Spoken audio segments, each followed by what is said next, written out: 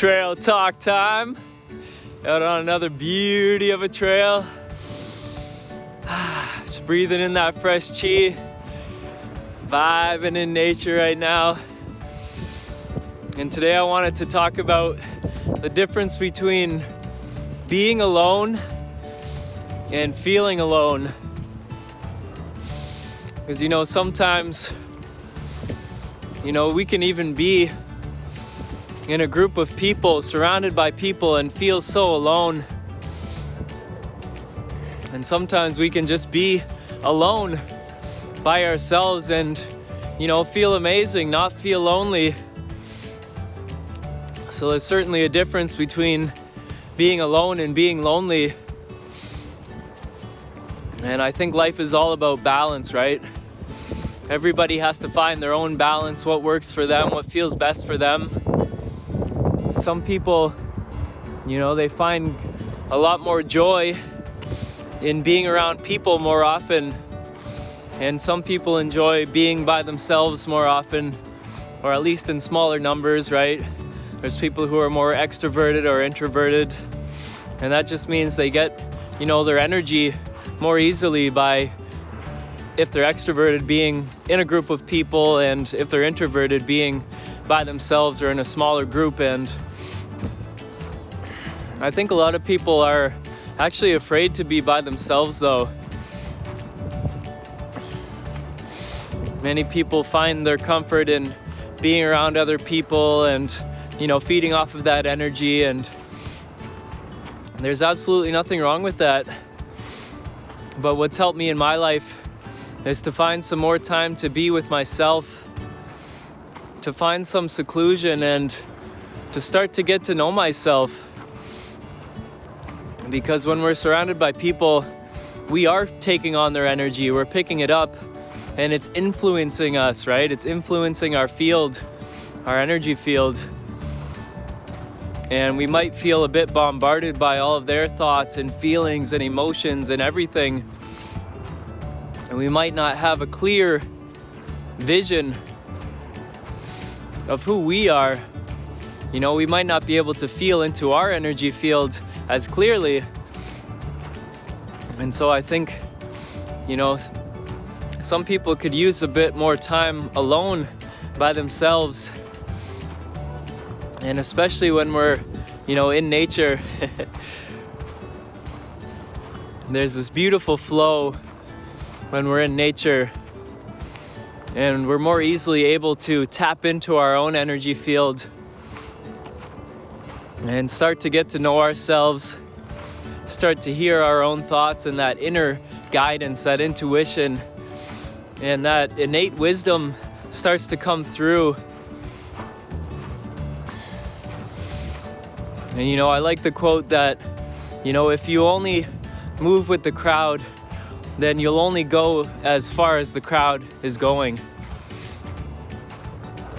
And all of the great, geniuses in this world have had to have their time alone spent, creating and coming up with new things, right? If you're only going as far as the crowd, then you'll never find anything new.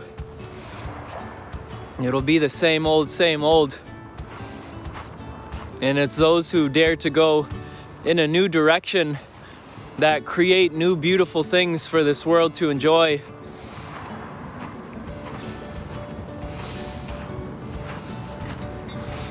I think it's hard sometimes if people live that kind of lifestyle where you're always surrounded by people, like friends. And maybe they're always, asking you to hang out or come do this, come do that. And it's hard to say, no thanks. I just want to be alone right now. I need to be alone and just kind of be with myself.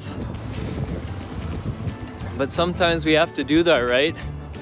It can be hard to kind of disappoint people. Maybe people are so used to having you around,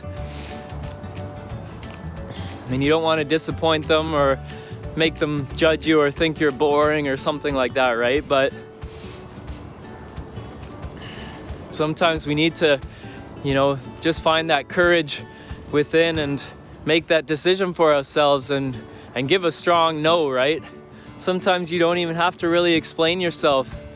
Just say, no thanks, I'm just gonna hang out with myself. I'm just gonna hang out by myself. And once you can start to, find the joy of just being alone, being with yourself,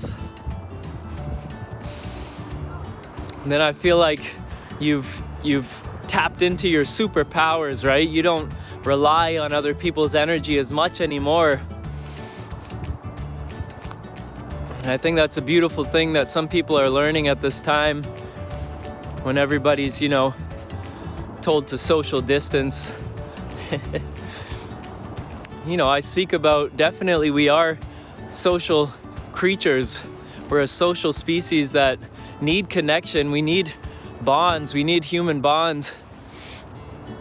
We need love, and that brings us comfort, and that's very, very important as well. But like I said, it's all about balance, right? So we can find some good in all of this right now. And if it means, spending some more time alone, then maybe that's a good thing. Maybe we could use a little time to just sit and meditate, or just start to maybe dig deeper into our lives and figure things out, whether that be thinking them through or just simply being, getting into that flow state.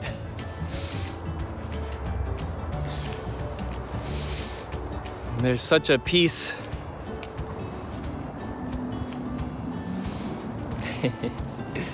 in the silence.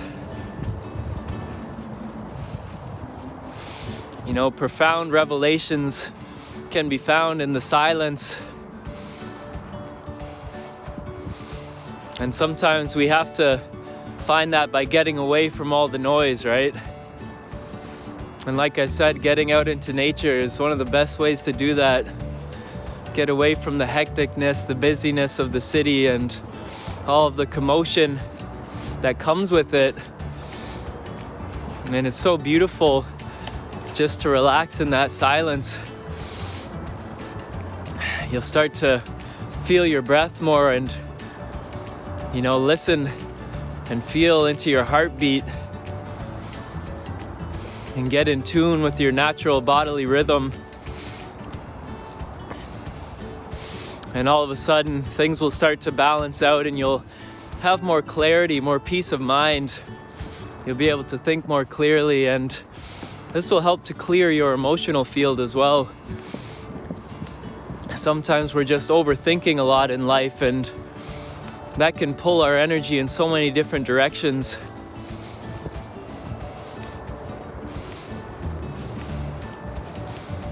But when we can come out of that chatter and tap into the flow of the breath and get in tune with our senses and really just be with our own energy field, then things will naturally start to balance out, and you'll just naturally start to feel better. And of course, talking of the balance, we have to look at the other side and maybe look at some people who are maybe afraid to connect with other people. And maybe, we need to take a look at that and ask ourselves, well, why are we so afraid to put ourselves out there or connect and to be intimate, right? Many people have intimacy issues, and it usually stems from our childhood.